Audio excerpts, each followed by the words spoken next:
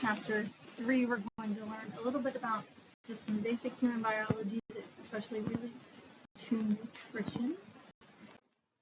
Our student learning outcomes, of course, this is your study guide. So again, just kind of going through all the different systems.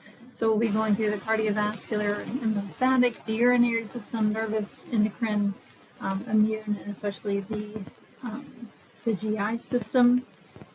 Talking about normal biota, the different bacteria, especially in gut health, is really important, and we're learning lots more about that. So in the first section, just kind of the basic before we get up to our different systems, starting at the cellular level and working our way up to those organ systems. So first of all, just what a cell is. It is the basic structural and functional unit of life. So it is the smallest living thing. So for example, viruses are not considered living because they're not cells. They greatly impact living things, but by themselves they're not because they don't have all the cell parts. Of course, the body has trillions of them, and some of them are specialized to perform different functions. So not all cells in the body do exactly the same thing, of course. Just kind of a general overview of an animal cell, which of course is what we are focusing on here, and we'll go through kind of each of these individually. Just to highlight them here, so the plasma membrane, that's the outer layer. It separates the inside and the outside. It controls what's coming in, so it regulates that transport in and out of the cell. We'll talk more about transport later in this chapter. Then they also have the cytoplasm, which is just all the fluid that's contained within the cell. We are eukaryotic, so we have a nucleus that contains our genetic material, DNA, but also RNA. The endoplasmic reticulum, that's where a lot of synthesis occurs, so like protein synthesis. The smoothie art doesn't do proteins, but it's involved in storing calcium. It also helps make some carbs and lipids. Peroxisomes are kind of the detox center. They help break down toxins.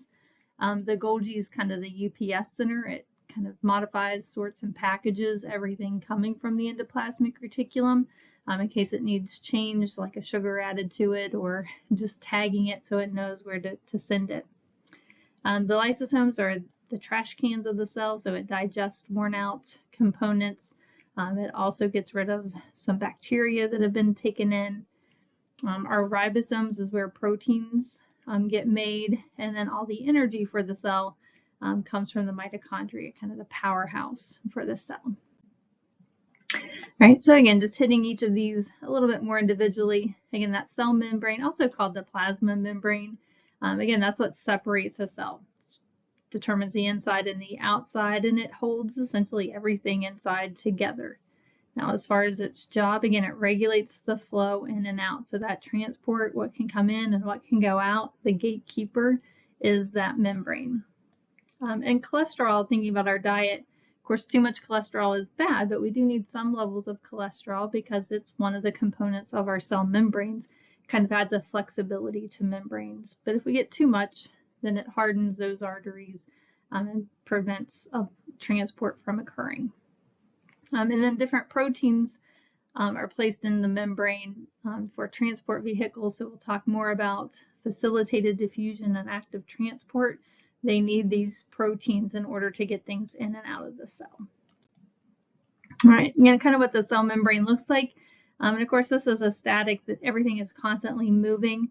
The main component are phospholipids. They have this hydrophilic head here, and then the two tails that stick up. So that the head region likes water, the tails don't, so it creates kind of this hydrophobic barrier here, where anything that likes water, which is the majority of things around the cell, can't get in or out across those hydrophobic tails. But in addition to that, again, we also have the cholesterol. Again, kind of acts like a hinge, adds a little bit of flexibility, but too much is a bad thing. And then a lot of different proteins that do all kind of things from different receptors to receive, like insulin, for example.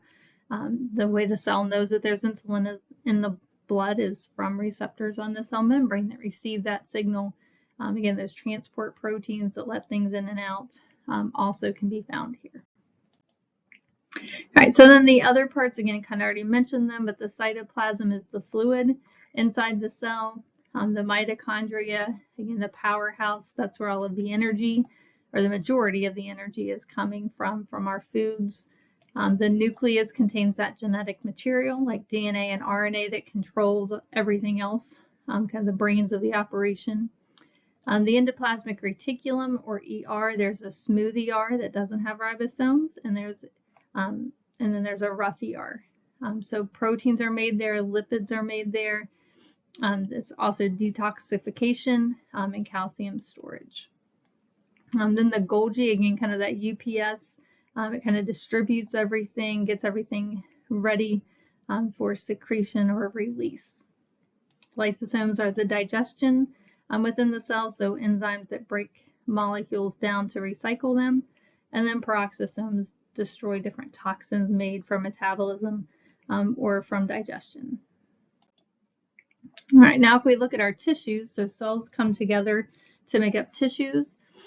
We have four main types of tissues. So epithelial tissue, these are going to cover surfaces on the inside and the outside of the body. So if we think about our gastrointestinal lining, so that separates, the covering of that is made up of epithelial cells. So again, the lining of the respiratory tract, the lining of our stomach, all of that is made up of epithelial. So it secretes important substances. It also absorbs nutrients and excretes wastes. Then we have connective tissue. These tissues are going to support and protect the body. It also stores fat. So if you think about adipose tissue, that stores our fat for energy, and it also makes our blood cells. Then muscle tissue, of course, designed for movement, contracting the heart, moving our muscles to allow movement of the body. And then our nervous system, of course, our brain and spinal cord that allows for communication with everything going on in and around the body.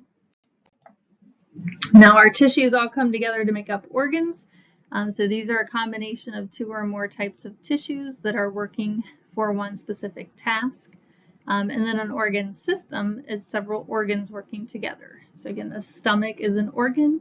It is part of the digestive system because there are other organs like the gallbladder and the liver that are involved in digestion as well. So again, all these organs, or all organs, essentially contribute to health in a person's overall state. Depends on how well each of those are functioning. Right, so then into the section 3.2, I'm talking about metabolism, or breaking down food for energy. So first of all, just the definition of metabolism. It's just the collection of everything involved around maintaining life, and particularly getting and using energy. So it's all the biochemical reactions that are happening in the cytoplasm or in the different organelles, like the mitochondria. It's divided into kind of two purposes. Anabolic metabolism, that is breaking molecules, that is building molecules, so it needs energy. So anabolic would be like putting amino acids together to make a protein that is needed. Catabolic, so catabolism, that's taking everything apart, and that's going to be releasing that energy.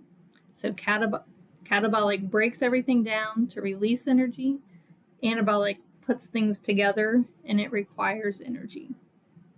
So mostly whenever we're talking about metabolism, we're talking about catabolism, because we're breaking down the carbs, the proteins, and the fats to get energy. And it begins in the cytoplasm, but for the most part in our cells, it's going to happen by aerobic respiration in the mitochondria. And kind of the energy currency, how much energy we have in our cells, is measured by the amount of ATP, or adenosine triphosphate.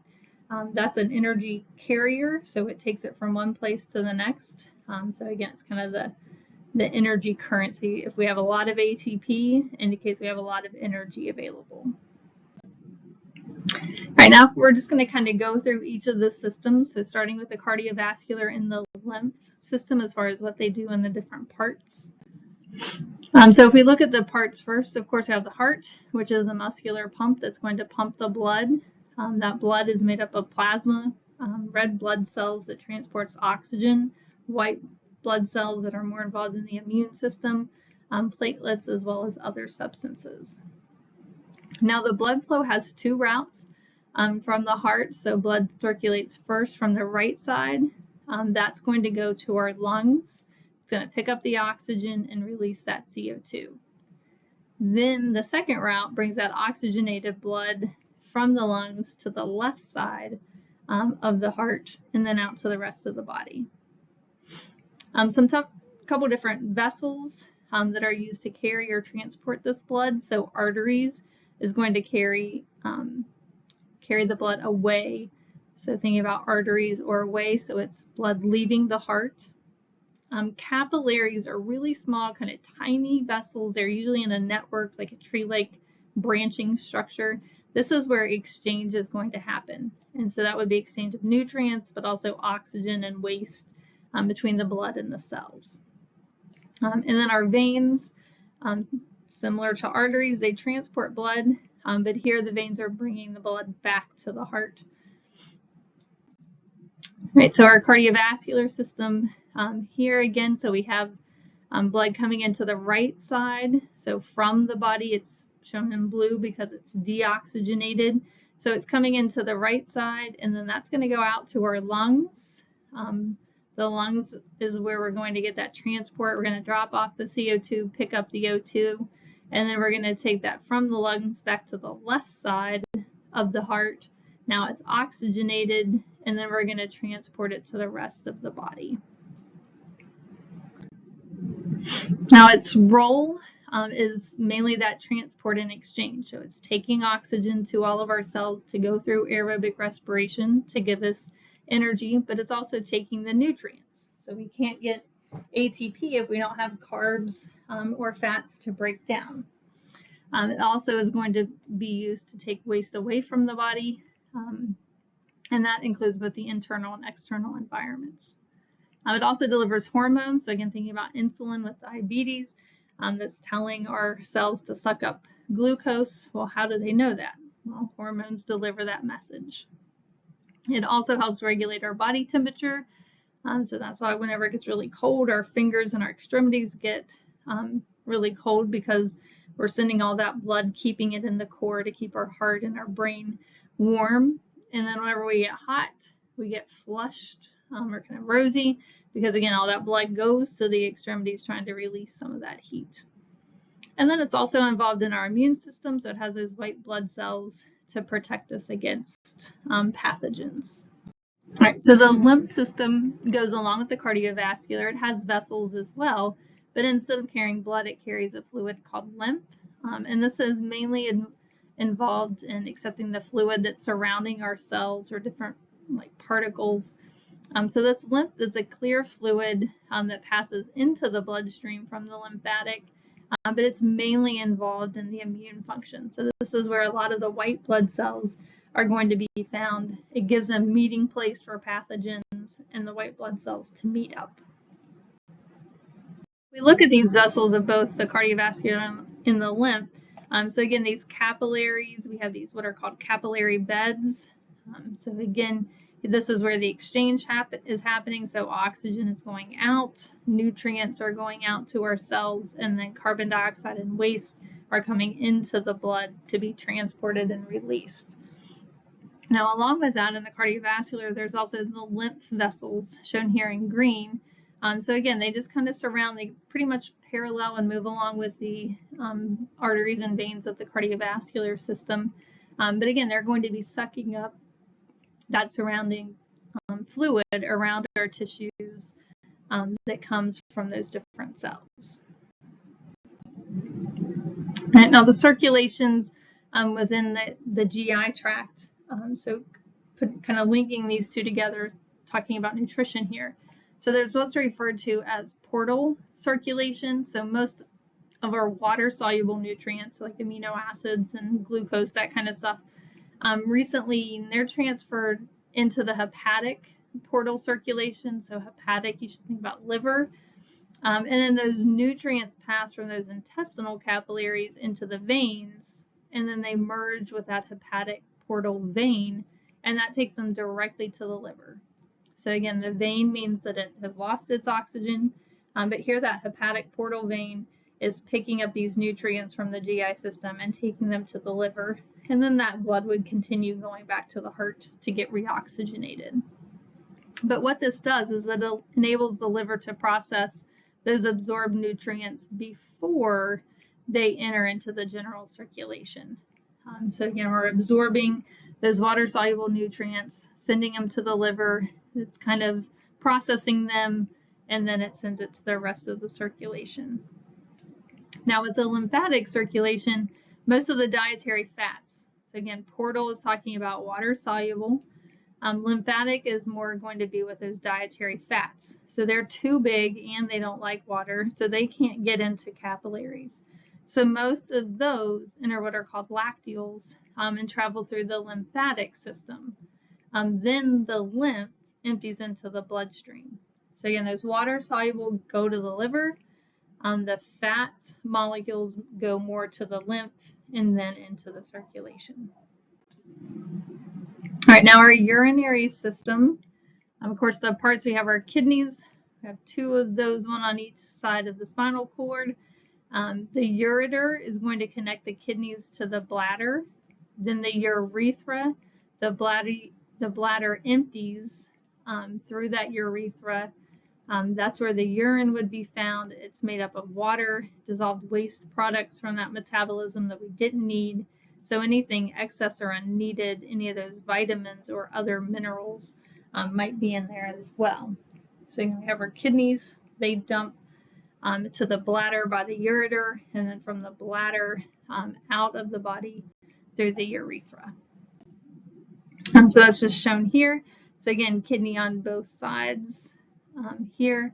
Both of them have this ureter that comes out. The ureter from both sides is going to drain into the bladder, and then from the bladder, that urethra is going to release that urine from the body. Now, the role of the urinary system, mainly it's to remove waste from the body by filtering the blood and controlling its composition. It is tied to the strength of the cardiovascular, so if the blood isn't pumping very quickly, so blood pressure is down, that also is going to change the functioning and decrease the function of the urinary system.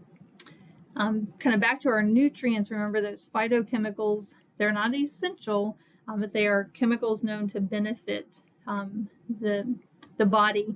So phytochemicals in cranberries actually help protect the urinary system.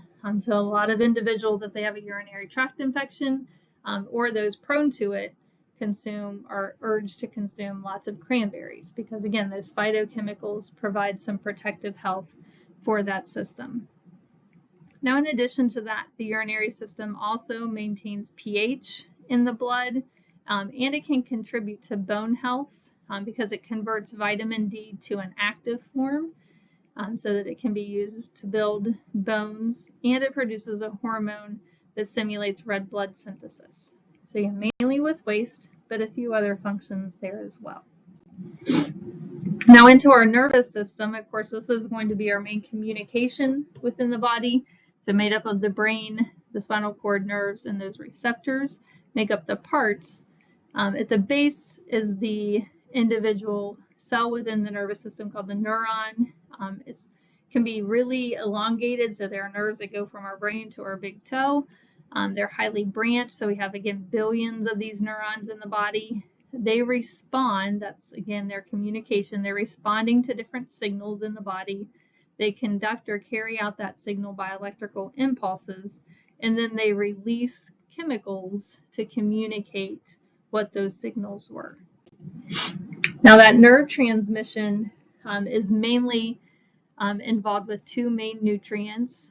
So we have sodium and potassium. These are very important to keep in good levels because, again, without both of these, our nerve conduction greatly diminishes. This is how we use those two ions to create what are called action potentials. And those are only possible if we have the right amounts of sodium and potassium. So as the message is sent, again, sodium is coming in and potassium is going out. So if we don't have those ions, then we don't have the change which prevents the signal from occurring. So again, the concentrations of these, again, restored to normal amounts after the signal is gone, and then they're ready to conduct another message. All right, just again, kind of looking here at these nerves. So we have what's called the cell body, which is where the nucleus is. The dendrites out here, we have lots of those. Those receive information.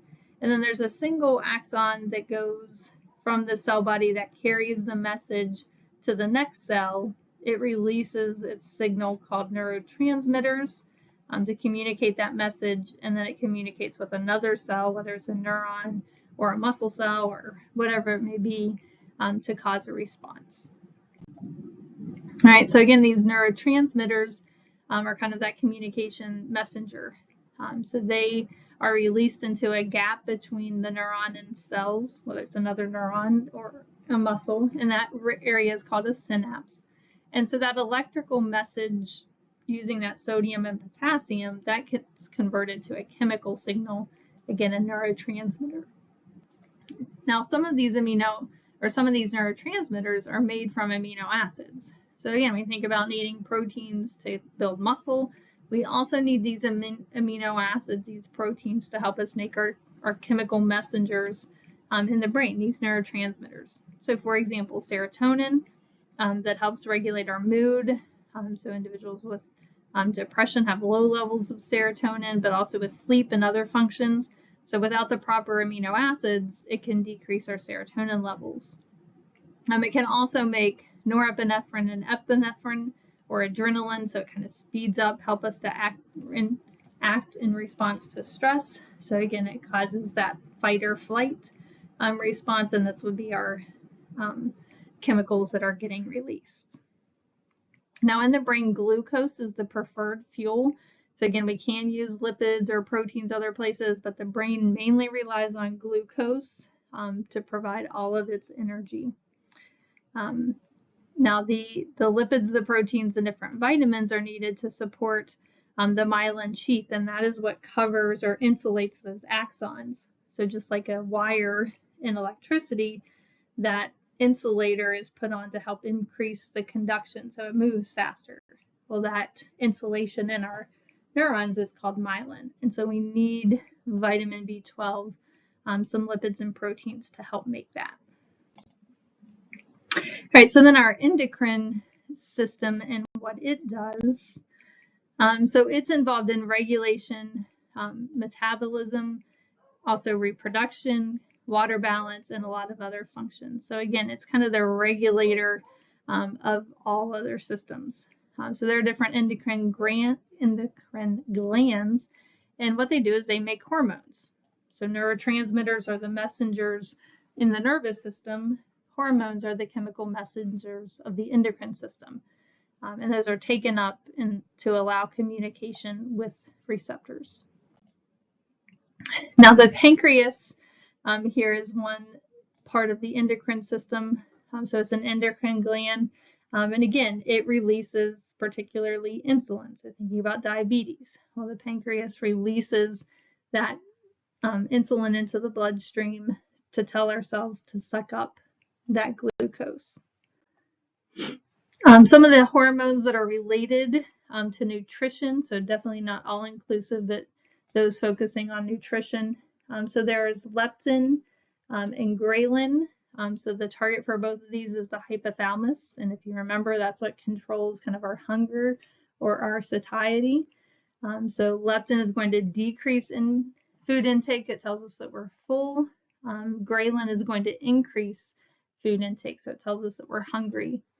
CCK is also released. That helps kind of slow the movement of food through the GI so that everything can get absorbed and it can be broken down properly.